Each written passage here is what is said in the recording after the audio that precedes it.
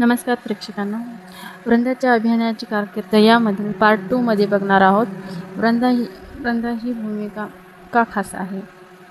सौभाग्यवती वृंदा मोहन ही फक्त एका कौटुंबिक मालिका नसून रहस्य आणि थरार या भावनांनी भरलेली कथा आहे. स्वाती यांच्या मते वृंदा ही जणू आधुनिक सावित्रीच आहे.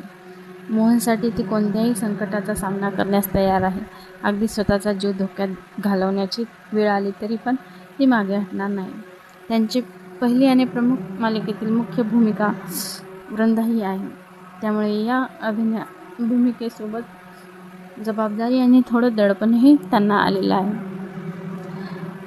वृंदाने असे सांगितले आहे, वृंदाच्या भूमिकेत त्यांनी केवळ अभिनय करण्याची संधी नाही तर एका धाडसी आणि जिद्दी स्त्रीच्या व्यक्तिमत्वाची साकारण्याची संधी मिळाली आहे. प्रेक्षकांना, तुम्हाला वृंदाचा धाडसीपणा आवडतो का? प्रत्येक स्त्री अशीच असावी असं तुम्हाला वाटते का? कमेंट करून नक्की सांगा.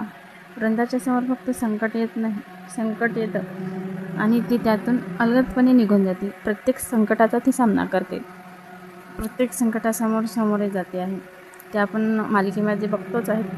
आणि वृंदा सर्व संकटाचा सामना करत करत जिद्दीने पुढे जाताना आपल्याला ते दिसते आहे. प्रेक्षकांना, तुम्हाला ती मालिका आवडते का? त्यातील वृंदाचा रोल पण आवडतो का? हे आम्हाला कमेंटमध्ये नक्की सांगा. स्वातीच्या प्रवासातून एक गोष्ट नक्की शिकायला मिळते की ती म्हणजे अशी, योग्य संधी मिळण्यासाठी संयम ठेवावा लागतो. कोणतीही गोष्ट लगेच नाही मिळत. कोणत्याही गोष्टीसाठी थोडासा वेळ काढावा. संयम ठेवला का मग ती गोष्ट आपोआप मिळते. प्रेक्षकांना, ही होती अभिनेत्री स्वाती भिंगारदिवे म्हणजेच वृंदा यांच्या अभिनय प्रवासाची माहिती. सौभाग्यवती वृंदा मोहनमधील वृंदाची भूमिका तुम्हाला आवडते का? कशी वाटते तुम्हाला ती?